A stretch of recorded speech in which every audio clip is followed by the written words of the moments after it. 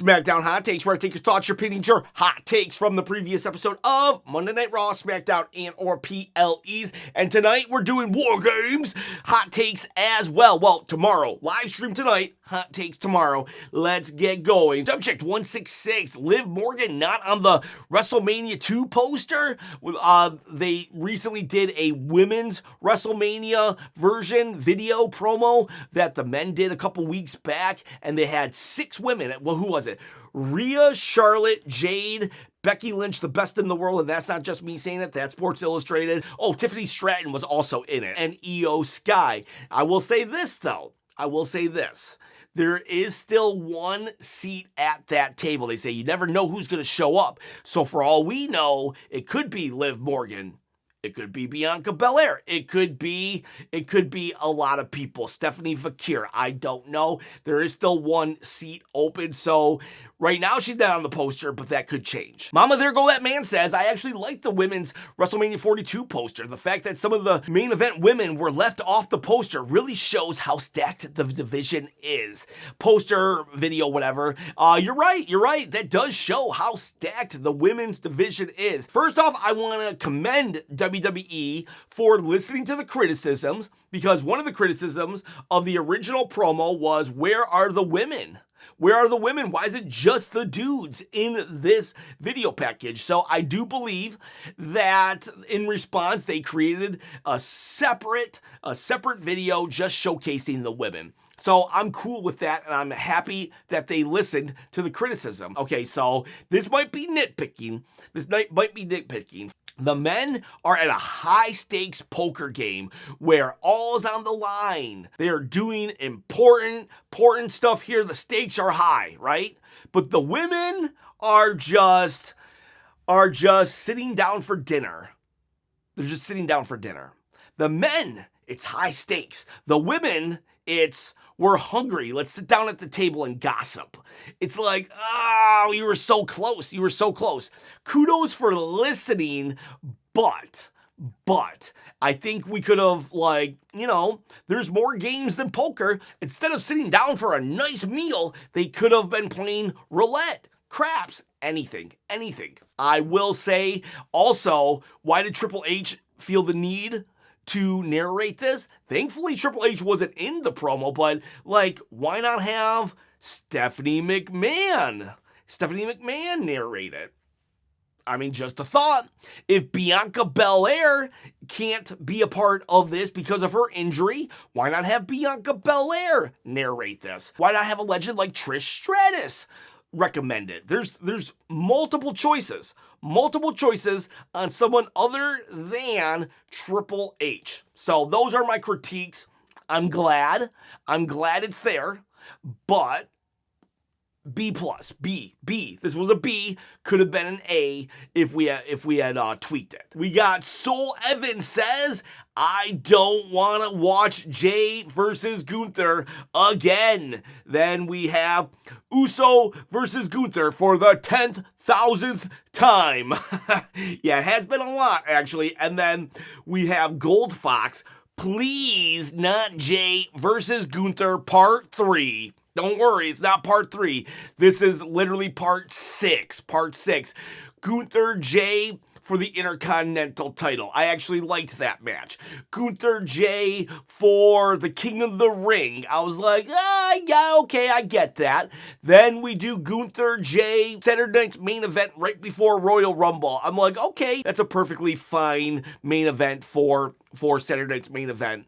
Then Jay wins the Royal Rumble and chooses Gunther Jay 4 at WrestleMania. And I'm like, okay, let's just let it be done after this. And then Gunther tapped out in 2 seconds and I hated it. And then Gunther Jay 5, where Gunther wins the title back from Jay Uso 2 or 3 months after he taps out in 2 seconds. And now we get the prospect of Jay Gunther 6 at John Cena's tournament that should have been full of guys that were under 35. For whatever reason, Triple H just loves these two together. I don't hate Jey Uso, and I actually really like Gunther. Unless Jimmy Uso inserts himself, their rivalry isn't good enough to warrant this many matchups. This is Rock Stone Cold for Triple H, apparently. The thing that he always just comes back to. All right, let's look at some other hot takes. Let's talk Rusev. Like, why did we bring him back? Just to job out? Because FMJ says Rusev is being wasted. Why are we having this monster of a man job out to the likes of Jey freaking Uso? Soymo RR Ranjan says, what was the point of Jey winning over Rusev? I honestly don't know. I mean, I understand the concept that we got to keep Jey strong because you invested a lot of money in him. Personally, I think Jey is a great upper mid-card guy. I think he's a great upper mid-card guy.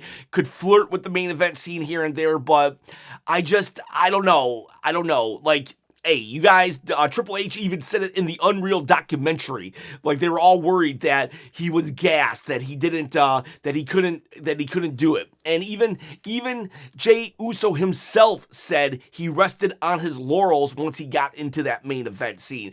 So it's not just us fans on the internet crashing out. We've literally had Jey Uso and Triple H show concerns that Jey wasn't ready for the main event.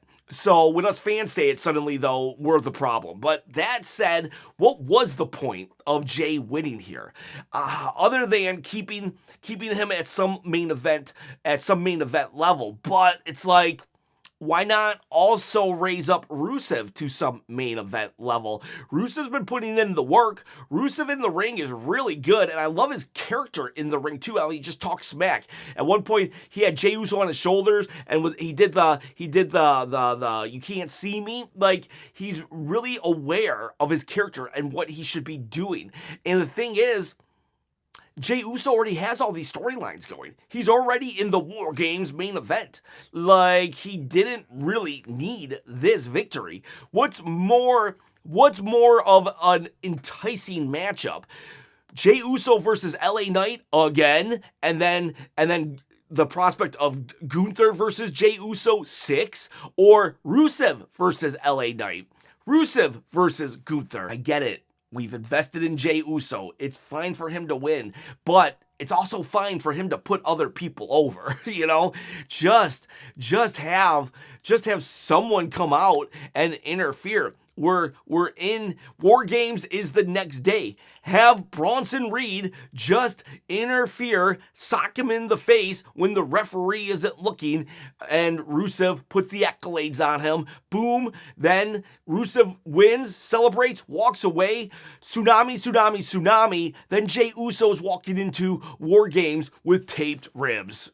You know what I'm saying? Sadie Nicole says, the last time Now tournament sucks. The only good thing about it is Gunther. We could have done so much better. Just like John Cena's retirement tour has pretty much sucked, or at least could have been so much better, this tournament is following the same patterns in that it's like, yeah, cool. We got Matt Cardona, Nick Nemeth, Zack Ryder, and Dolph Ziggler. That was great. But, like, what about some talent under 30? Why was Javon Evans the only dude under 30 in this tournament? I'm okay with a mix of 40-year-olds, 30-year-olds, and 20-year-olds, but we didn't get that. We pretty much got 38 and up. And it's like, come on. Where was Braun Breaker even? Why wasn't Braun Breaker in this? Why wasn't Obafemi in this? Why wasn't Trick Williams in this? John Cena literally says, I want my entire final night to be about the next generation, and we literally got like one next generation person in this. It's like, this tournament should have really been an opportunity to bring in like younger people under 35, or give it to somebody who's had trouble breaking through the ceiling, like LA Knight. Yeah, LA Knight, like, he's in his 40s, but he's never been able to fully get into that main event scene, and this would instantly do it. You want to create a monster like you did with Brock Lesnar many moons ago? Well, this could have been it for Oba Femi. We could have had Hollywood Trick Williams enter into the WWE universe in style by beating John Cena. Now, you said the only good thing about this is Gunther being left. I disagree. I think LA Knight is a great choice, but on Gunther, you're right. Gunther is a great choice. He's a great choice to beat John Cena.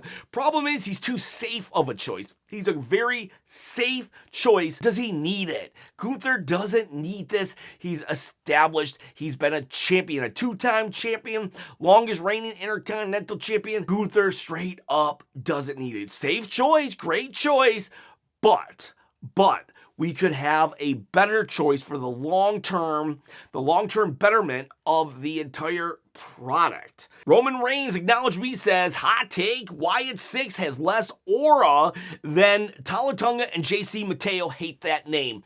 Yeah, you're right. At the end of SmackDown yesterday, we had the Wyatts confront Solo Sikoa. The problem with this is like the third or fourth time they confronted Solo Sikoa almost the exact same way. And it's like, what are we doing here?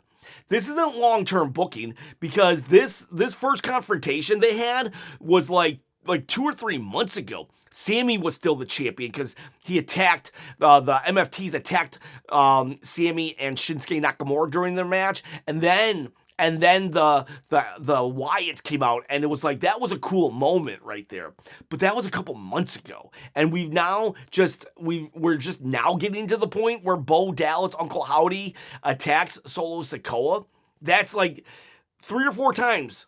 After 3 or 4 times of just staring down each other, it's not interesting. It's not interesting. This isn't long-term booking. This is long drawn-out booking. They should have been already having matches. Charles Yancey says, Jade Cargill wasn't needed tonight. Chelsea Green is the best wrestling champ ever. You're right and wrong. Jade Cargill was needed tonight because we can't let her win a championship and then just fight a bunch of low-card, mid-carders. She needs momentum. So she was needed tonight, but the segment in which they had her was the wrong segment. Jade Cargill was not needed in the Chelsea Green segment. That should have went to someone like Lola Vice or anyone else, honestly, because Chelsea Green and Jade Cargill shouldn't be feuding with each other. They're both heels. And Chelsea is mid-card. Why is the top champion coming down to the mid-card level? I understand the concept of why Jade had to, because Chelsea said she was the best. I understand it. We just don't write the story that way then. Jade should be doing other things, fighting other people, than Chelsea Green. She wasn't needed in this segment, but she was needed. That said, Chelsea Green, she is amazing. Zazabuza says, thanks to Triple H, TKO, and the nepotism of The Rock, the winner of the tournament is going to be Jey Uso, and he's also going to beat Cena in his last match. I don't really think The Rock cares at all about Jey Uso, to be honest with you. I'm not saying that Rock's not above nepotism, because that's obviously why Ava has a job. She sucks as an on-screen talent, and hopefully one day they flip her and make her a heel, because maybe she'll do better. I mean, Vicky Guerrero sucked as a babyface, but she was amazing as a heel. But that said, I don't think The Rock has anything to do with Jey Uso. If anyone's politicking for Jey Uso, that would be Roman Reigns. Roman Reigns is the guy that I could actually see saying, push this guy, push Jey Uso. And Triple H. Triple H, for whatever reason, has made Jey Uso his guy. Tracy Woods says, I thought tonight was a good show. I liked getting a break from the Dragunov matches, but still like that he was on the show and love his angle with Tomasa. So yeah, I'm not a huge fan of the Ilya Dragunov Tomasa Ciampa feud, but that's okay. Not everything has to be for me, so I'm glad you like it. I actually really enjoyed the show, but it seems like nobody else did. I gave it like an 8, a high 8. I don't know what it was. Like, it was a very unimportant show. Like, I fully admit, you could not watch this show and not really miss anything. But that said, I still really enjoyed it for some reason. I don't know. I liked the pacing. I liked that the matches, it wasn't, the matches, they weren't like 20, 30 minutes with the exception of like 5 versus 5 elimination match, which, well, that's to be expected with that kind of matchup. But overall, I just really enjoyed the pacing and everything that happened. But I've seen multiple people that I usually tend to agree with that are usually very positive. They just didn't like it whatsoever, and that's cool. We're allowed to have different opinions. I personally enjoyed it along with you, Tracy, and I was also happy to get a break from Ilya Dragunov's U.S. title challenge. I don't know. His U.S. title challenge, I think it might be a case of too much of a good thing. Sami Zayn really brought it back to life. And it was cool at first that Ilya was going to continue it, but now it's kind of become, I don't know. I'm not feeling it as much as I did. I kind of wish Ilya would pull back and make it a once a month thing. Damian King says LA Knight is the saving grace now. Don't forget his stop, start booking. Don't bet the house on LA Knight, unfortunately. TTJC says my only issue tonight was not letting Julia attack Chelsea to set up that feud. You're right. Honestly, I mean, if we're going to have a heel attack Chelsea Green, why not just make it Julia?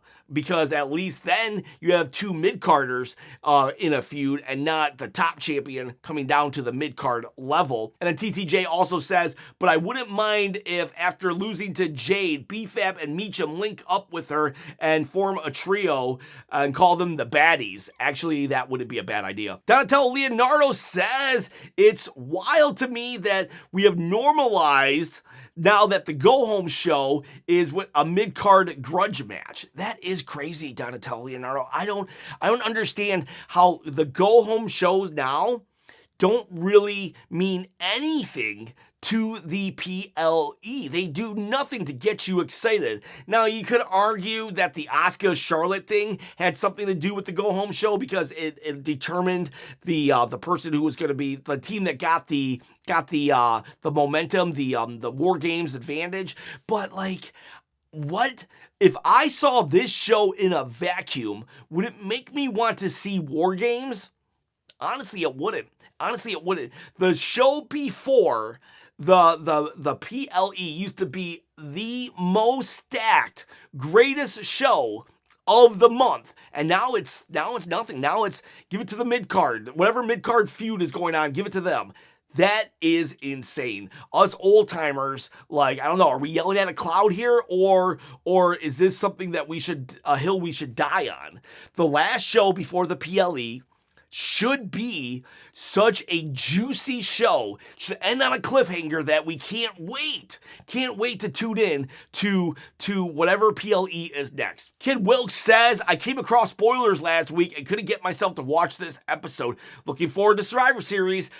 I want to say thank you to everybody on this channel for not spoiling it. I did catch one spoiler, that because I was on Facebook or something, but I'm really cool. I'm really happy that nobody entered the chat. Nobody felt the need to spoil things. It was really cool of everybody. And Kid Wilkes, I do understand. When I get a spoiler, I almost just tune out as well. I don't blame you for not watching SmackDown last night. J Mag says Triple H is ruining WWE. Gotta tell me why. Can't really react to it unless you tell me why. Some aspects he is not doing the greatest of job, and some aspects he is still doing a good job. So tell me what aspects you think that Triple H is not doing a good job. Comment of Doom, I respect Jay as a character, and the kids love him, which is great, but man, his in-ring stuff is subpar. I think that's a fair statement. You didn't say that he just sucks. You said it's subpar. So I can respect that. The ending of the match against Rusev was so anticlimactic and unbelievable. I don't blame Rusev for just rolling out and getting the F out of there. Yeah, I don't blame him either. That does suck for Rusev. He comes back. He should be getting pushed to the moon, and now he's just getting like, It was anticlimactic. I do agree with this statement 100%. It was just like Rusev dominated, and then it was just like spear, Uso splash, 1, 2, 3. Yeet. Pinnacle Pulses says, Bianca Belair, hurry up, mama. You are needed. Gosh, I cannot wait for Bianca Belair to get back. Dracon says, WWE fans, I think it's time that we leave this shattered company. The night of John Cena's last match is the night we all stop watching WWE as a whole, because if Triple Fraudulent hasn't listened to us by this point, then there's no need to watch this soulless product. I mean, if you are really not enjoying it, then yes, you should actually leave. That's one of the only ways that WWE and Triple H will start to turn things around. People, if the product sucks, then you gotta go. I'm going to be honest with you, I probably won't leave WWE. I'm a lifer, but I do acknowledge that the best way to combat bad booking is to not watch, not give money, not do a lot of things, and just spend your time elsewhere. So if the product sucks that bad to you, and I mean this in a positive way, then yes, you should actually devote your time to something else. But I hope you still come to this channel and get updates. Camera died, so the frame might be a little out. We have very mid-show. 8 was generous of you, Chop. Yeah, I think I was in the minority and really liked this episode. We got LA Knight attacks CM Punk or Jey Uso during War Games, says Rex Storm. I hope so, but I don't think so. Also says that during your review video, Brock should have ended the streak. I agree. Roman should have ended it and turned heel during the match. You know what? Roman would have been a way better choice. Honestly, Roman would have been a way better choice to beat Undertaker, because Brock didn't need it, and Roman was struggling to get over as the top guy in WWE at that point. And so when if Roman would have beat Undertaker, beat the streak, he could have become the Tribal Chief right there. We could have got the Tribal Chief so many years earlier. That would have been peak. If someone had to do it, Roman probably was the guy to do it. Million Matthews, Rusev returned to be a jobber. Yeah, he returned to be a jobber. LA Knight, this is Jimbo Slice. LA Knight is going to beat Jey Uso on Monday because Jey Uso is going to have his ribs injured for the 1,000th time during War Games. Calling it now. All right, well, you heard it here first. Raphael on air, Jade Cargill aura forming with Chelsea Special Pyros was hilarious. Chelsea is underrated comic genius. She's very much underrated. I put her on my comedic Mount Rushmore of WWE, and I did like Jade Cargill getting the pyros and the pyros going off after Chelsea Green got beat up. So I did find value in this segment. However, I still think this segment shouldn't have happened with Jade Cargill. And then Jay beating Rusev was the worst decision of the night. Rusev needed the win way more than Jay because the history with Cena, while Jay has no business being with Cena. You know what I'm afraid they're going to say? I'm afraid, this is what my fear is. Jey Uso and John Cena, they were the final two people in the Royal Rumble. That was John Cena's first match of his retirement tour, and now Jey Uso is at the last match of his retirement tour. God, I hope I'm wrong, but I hope I am wrong, because Triple H is going to be like, see, all part of the plan. Long-term booking. No, please. I like Jey Uso. Look at me. I'm liking Jey Uso. Please don't make him John Cena's final match. One Untamed Brian says, they're working you. LA Knight will be the one to beat Cena, but it's just a bone they're throwing you to keep you from tuning out. It won't lead to LA Knight moving up the card. Okay, so you kind of like agree with me that they're stop and go booking on LA Knight. That's a big bone to throw LA Knight. I understand where you're coming from, but I think whoever gets it will get a big rub. And then finally, Dio Stand Proud. If Eddie Uso is Cena's last opponent, we need to riot. That would be a callback to if Cena wins, we riot. What was that? One Night Stand, ECW, Rob Van Dam versus John Cena. And yeah, if Uso beats Cena, we riot. All right, yeah, I'll flip a card with you. All right, boys, all right, girls, War Games tonight. See you then. Hot takes tomorrow. Bye.